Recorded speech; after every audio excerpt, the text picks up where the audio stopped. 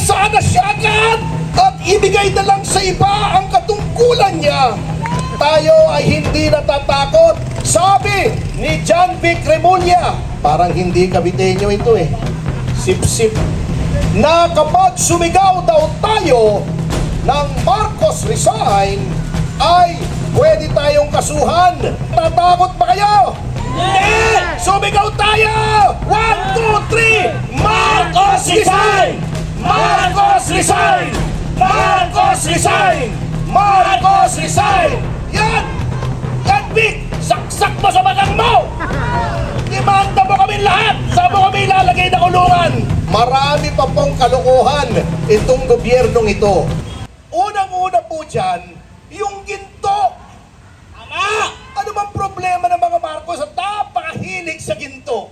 Ano? Yung Golden Buddha, ninakaw nila kay Rojas. Hindi na alam ng mga bata ito, yung Golden Buddha. I-google nyo na lamang. Bago meron pang Yamashita Gold daw. Metaliano Gold. Pero ang totoong gold na ninakaw, yung gold reserves po natin sa Bangko Sentral ng Pilipinas. Alam nyo po ba, noong panahon ng pandemya at yung mga sumusunod na taon, na ang lahat ha, hindi lang halos lahat ng Bangko Sentral ng lahat ng bansa ay nagho-hoard, nagtatago, nag-iipon ng ginto. Alam nyo bang pinagbebenta ng pamahalang ito ang ginto ng Bangko Sentral ng Pilipinas? 27 tons, 27 tonelada, mahigit kumulang ang ibinenta. Bakit daw ibinenta na nangatuwiran pa? Kasi daw, maganda ang presyo noon. Tutubo ang pamahalaan kung magbebenta ng ginto. Ang masasabi ko sa kanila, ikwento nyo sa pagong. Kasi, nung binenta nila, yung presyo, tingnan nyo, huwag kayong maniwala sa akin, baka binobola ko kayo eh. I-fact check nyo sa internet. Yung presyo ng pinagbentahan nila, tumaas ang presyo ng ginto. Hindi bumababa. Ginto yan eh. That's the best, that's the safest investment. Alam nyo ba kung magkano ang nalugi sa gobyerno dahil nagbenta sila ng ginto? Mga 2-3 taong nakaraan. Kontra sa presyo ngayon, nalugi ang ating gobyerno ng 200 bilyon. 200 bilyong piso. Alam nyo, hindi ako naniniwala na maling diskarte yan eh. Knowing this government, may kumita dyan. Hindi gagalaw itong gobyernong ito nang walang kita. Kaya nga sinasabi nila, ang malaking achievement daw ni Ginoong Marcos is that he is very big on peace and order. Alam niyo ba yan, kasama Jing? Malakas daw sa ano daw, ang si Marcos Jr. daw ay very big on peace and order. Kasi pag may proyekto, sasabihin niya, I want a big piece of this, I want a big piece of that. That's an order. Kaya peace and order. Oh, ito pa ang isang malaking kalokohan. Alam nyo, yung Maharlika Fund. Maharlika pa talagang ang pangalan eh. Halatang halata. Alam nyo po, may mga bansang may sovereign fund. Dubai, UAE, Abu Dhabi, China. Ngunit, etong sovereign fund, yan po ay kapag labis-labis po ang kita ng isang pamahalaan. Yung surplus na sinasabi nila, yung sobra, ini-invest para kumita. Sa tingin nyo ba ang Pilipinas may sobrang pondo? Paano binulsa na? Okay, eto nakakatawa ha. Alam nyo ba mga sovereign funds, Huwag kayong maniwala rin sa akin, i-fact check nyo. Yung pinakamalaki po, sa isang Nordic country, trilyong dolyar. Yung sa Dubai, $1 billion. 600, 700 billion ang sovereign fund. Maganda pong pondo. Alam nyo ba kung magkano lamang ang sovereign fund natin sa US dollars? Nakakahiya partner, Barya. $2.26 billion lang. Kulelat halos tayo sa sovereign fund. Anong ibig sabihin? Maliit kung sovereign fund, malaki kung sa kitahan. Because that is 100. Yung $2.26 billion, malaki po yun sa pesos. Nakita na ba natin ang resulta niyan? Anong naging resulta niyang sovereign fund na yan? Yun, yung bata nila, sinuweldohan nila ng 2 milyon isang buwan. Yung pangulo pa lang ng Maharlika Fund. Yung iba pang tauhan, yung opisina pa. Ngayon, sinasabi na wala naman nangyayari. Anong ginawa sa sovereign fund? Ininvest sa bansa lang. Worse, kinuha pa sa mga government banks, sa land bank, sa Coco Bank, na dapat pinauutang sa mga magsasaka, sa mga maliliit na negosyante, kinalagay sa Maharlika Fund yung bilyon-bilyon na sila ang nagmamanage. Buti na nga, may mga pumiyok. Kukunin pa ba yung sa SSS at sa GSIS? Akalain niyo yun, pati pensyon ng pribadong sektor at ng gobyerno, yung mga empleyado ng gobyerno, gustong pagkurakutin.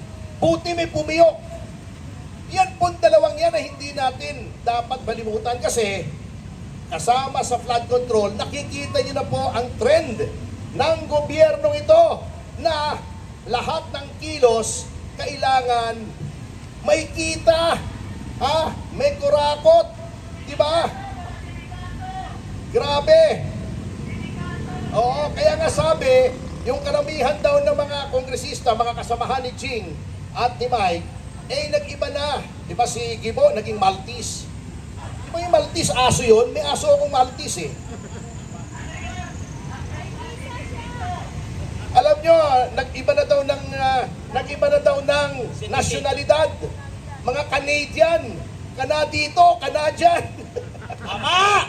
Ay nako. Huwag na natin pong kalilimutan bukod sa flood control, lahat ng anomalya nandiyan na. At yung ginagawa sa flood control, tama yung mga kasamahan namin, ay pinagtatakpan lang, niloloko lang tayo, minomoro-moro lang tayo. Yung ICI, wala yan!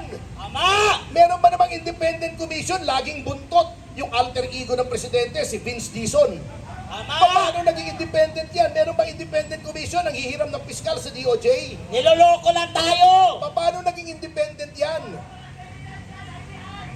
Ang problema po, dahil hawak nila ang ninakaw nila, bilyon, hundreds of billions, ginagamit po nila yan para mabili ang katapatan ng mga sektor ng ating lipunan para hindi maging widespread, kinokontrol ang media, tinatakot tayo, lahat sinusubukan nilang bilhin. Kaya bilang pagtatapos po, para sa akin, sa ngayon pero alam nyo, huwag tayong tumigil kahit mga ganitong mga maliliit na mga pagtitipon ay papalaki po ng papalaki yan. Hayaan nyo lang, magtiyaga lang tayong ipaliwanag sa ating mga kababayan ang nangyayari. Ngunit sa ngayon, ipasa Diyos na lang natin yan mga kasama. Nasa ba si Victor? Victor! Victor! Kunin mo nga yung ating tarpaulin dito at dito ka. At aanyayahan ko na lamang po kayong manalangin muna at iangat na lang natin sa Panginoong Diyos ang katarungan na nais nating makamtan sa pamamagitan ng panalangin na galing po sa Biblia. Ito po ay galing sa Biblia. Ito po ay hindi po kami nagsabi.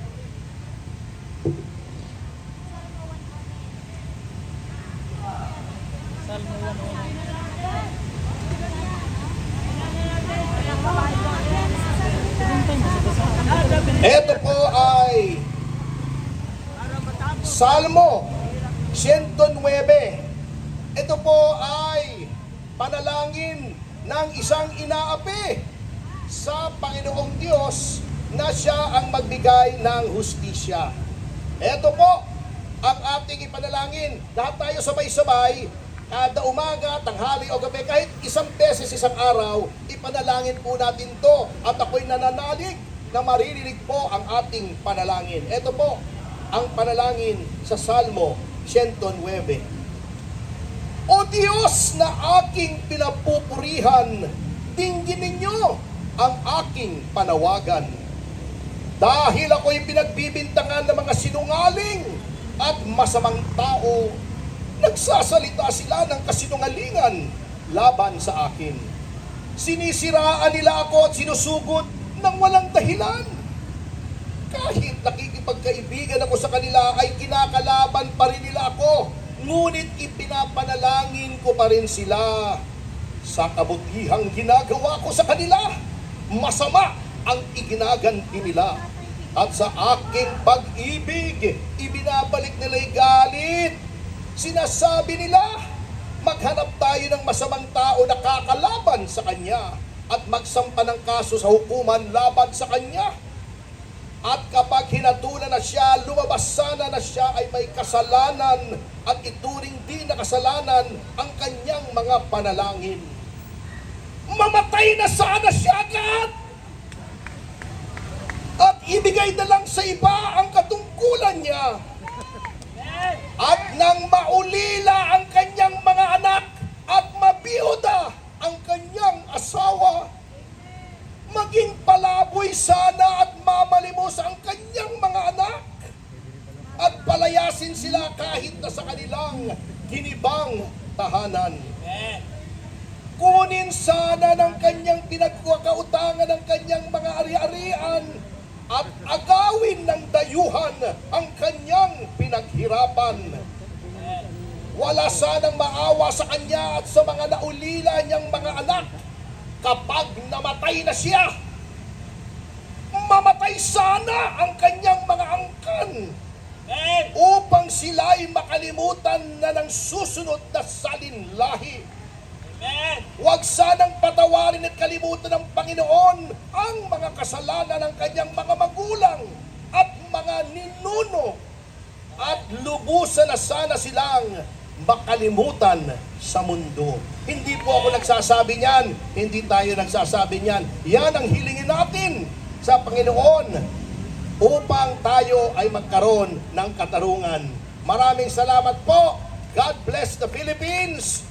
Mabuhay po kayo at lahat ng ugat sa inyong katawan. Maraming salamat po, Attorney Ferdinand Topacio.